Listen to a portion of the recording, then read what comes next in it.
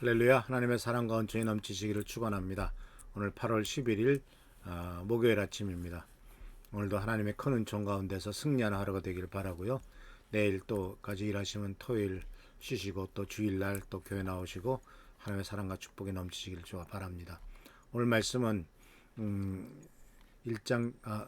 야고보서 3장 17절에 나오는 말씀 속에서 이제 위로부터 오는 지혜의 두 번째 특징을 같이 생각해 보려고 합니다.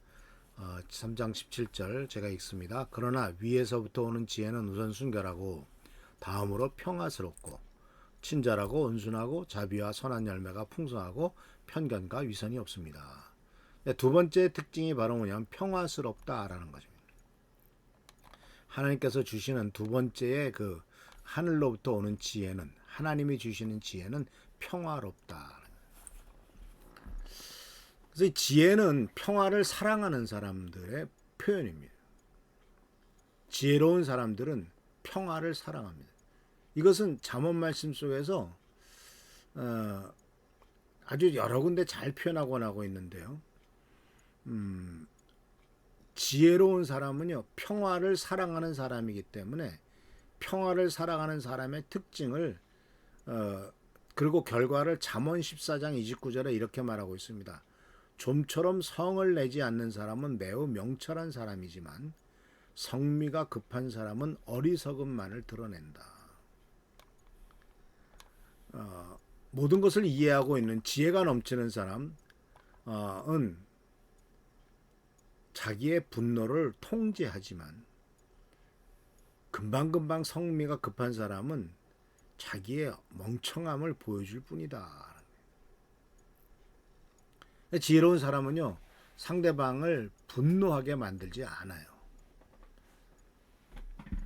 성질이 나더라도, 화가 나더라도 자기의 그 분노를 그렇게 쉽게 표현하지 않아요.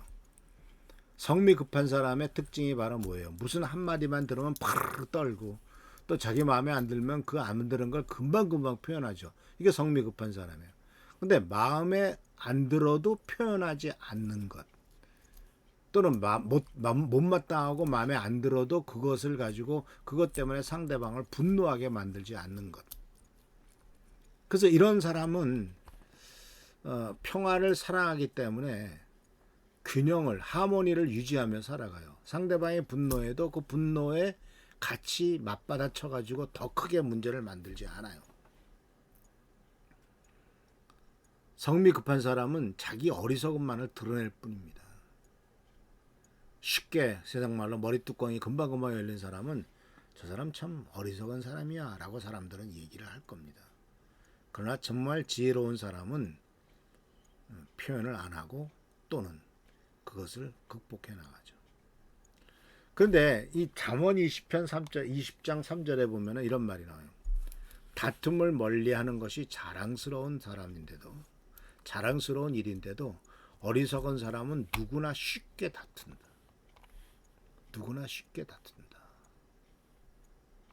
다른 사람과 쉽게 다투는 사람은 어리석은 사람이에요. 다툼을 회피하는 사람은 바로 그 사람은 자랑스러운 일이고 그것이 지혜로운 사람이라는 거죠. 지난 주간에 제가 대학원 때 공부했던 그 교수님이, 주인 교수님이 이제 90살이 구순이 되셔서 이제 책을 내서 기념 한 시기에 갔었거든요. 이제 같이 공부했던 동기들도 만나고 했는데, 그분은 이제 워낙 그 발이 넓기 때문에 여러 많은 그 인맥이 있었습니다. 그 중에 하나가 이제 감리교 신학대학 교수도 하셨기 때문에 감리교 인맥이 있는데 많은 감리교 사람들도 왔죠. 근데 친한 감리교 목사가 나도 아는 어떤 사람을 이렇게 평가하면서 하는 소리가, 저 사람은 항상 화가 나 있어. 그렇게 얘기를 하더라고요. 항상 저 사람은 화가 나 있다. 같은 교단이니까 자주 대하니까 아는 것 같아. 저 사람은 항상 화가 나 있다. 저 사람은 언제든지 싸울 준비가 되어 있다. 저 사람은 언제든지 항상 화가 나 있는 사람으로 다른 사람에게 비쳤다. 참 슬픈 일이죠. 저 사람은 항상 웃고 있어. 저 사람은 항상 모든 것을 평화로를 만드는 사람이야. 그래서 예수님께서도 화평케 하는 자는 복이 있나니 라는 말씀하셨지 않습니까? 화평케 하는 자는 복이 있나니 하나님의 아들이라 칭함을 받을 것이다. 그러니까 지혜로운 사람은요, 화평케 하는 사람이에요. 어리석은 사람은 분란을 만들어내는 사람이고 분란을 일으키는 사람이에요. 피스메이커가 되지 트러블 메이커가 돼서는 안 되지 않습니까?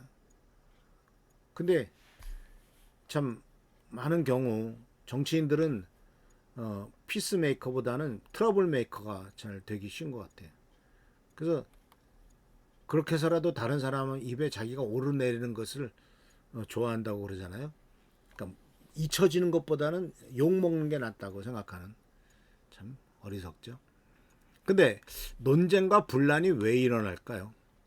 그러니까 하나님이 주시는 지혜는 평화로움을 만들어지는데 세상이 주는 지혜는 바로 그 16절에서도 뭐라고 얘기하고 있냐면 이런 말씀을 했잖아요. 지혜롭지 못한 것에서는 혼란과 온갖 악한 행위가 있다라고 말하는데, 그럼 이제 이 세상에 주는 지혜에서 혼란과 악한 행위가 있다면 어떤 것이 악한 행위일까요? 그러니까 악한 행위는 대부분 평화를 깹니다. 근데 평화를 깨는 악한 행위가 바로 뭐냐면 첫 번째가 비교하는 거예요. 지혜롭지 못한 거예요. 평화를 깨는 것이 첫 번째가 비교하는 거예요. 다른 사람과 비교하는 거예요. 그래서 자꾸 남에게 비교하는 것이 어떤 때는 습관이 돼요. 제일 중고등학생들이 싫어하는 애가 누군지 아시죠? 엄친아, 엄마 친구 아들. 엄마 친구 아들은 그런 말을 하죠. 그게 남과 비교하는 거죠. 왜 누구 처럼 못하느냐. 심지어 형제들 간에서도 너는 왜 언니처럼 못해? 너는 왜 동생처럼 못해? 이거 비교하는 거. 이런 것들이 논쟁과 분란을 이유가 되고 평화를 깨죠. 혼란이 생긴 거예요. 사람들은 다 달라요. 똑같은 사람이 세상에 어디 있어요. 근데 왜 비교합니까? 그래서 이 비교하는 것에 대해서 이제 고린도후서 10장 12절 말씀에 이런 말을 했어요. 우리는 자기를 내세우는 사람들과 같은 부류가 되려고 하거나 그들과 견주어 보려고 하지 않습니다. 그러나 그들은 자기를 기준으로 해서 자기를 재고 자기를 기준으로 하여 자기를 견주어 보고 있으니 어리석기 짝이 없습니다.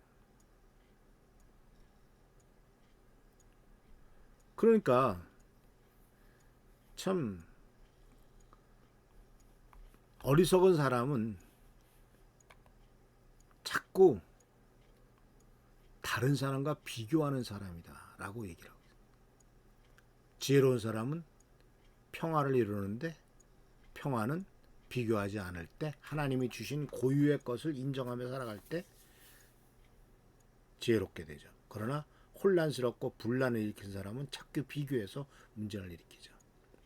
그래서 비교하게 되면요,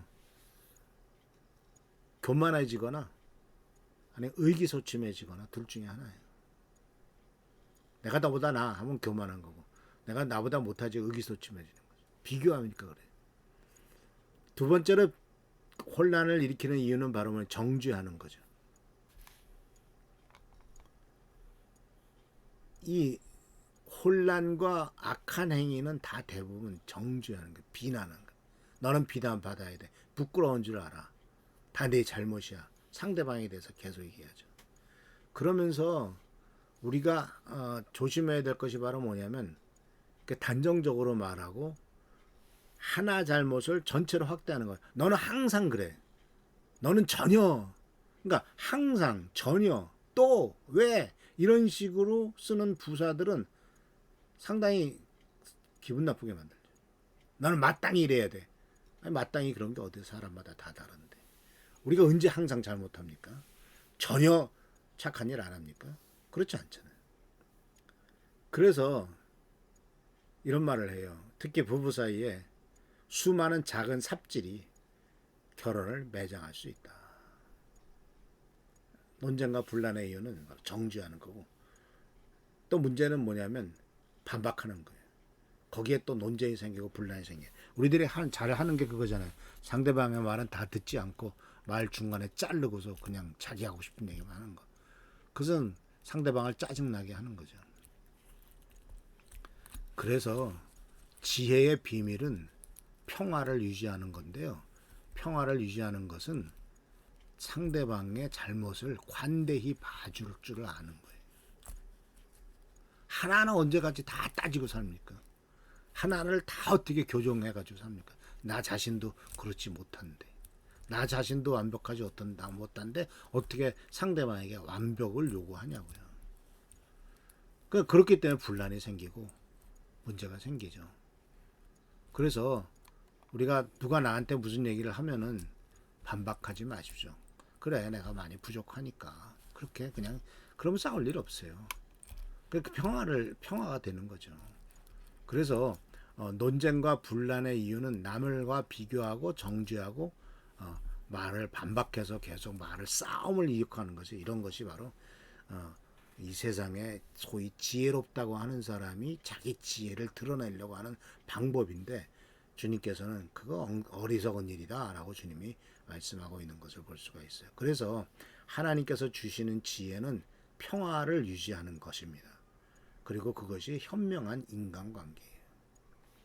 어제 말씀드렸죠? 어제는 바로 이 순결하다는 것이 바로 다른 사람 앞에 정직하다는 것이 현명한 인간관계의 기반이 되는 것이고 평화를 우선 추구하는 것이 또한 현명한 인간관계에서 중요한 두 번째 덕목이다라는 사실을 기억하시면서 주님의 은혜 가운데서 승리하는 여러분 되시기를 축원합니다.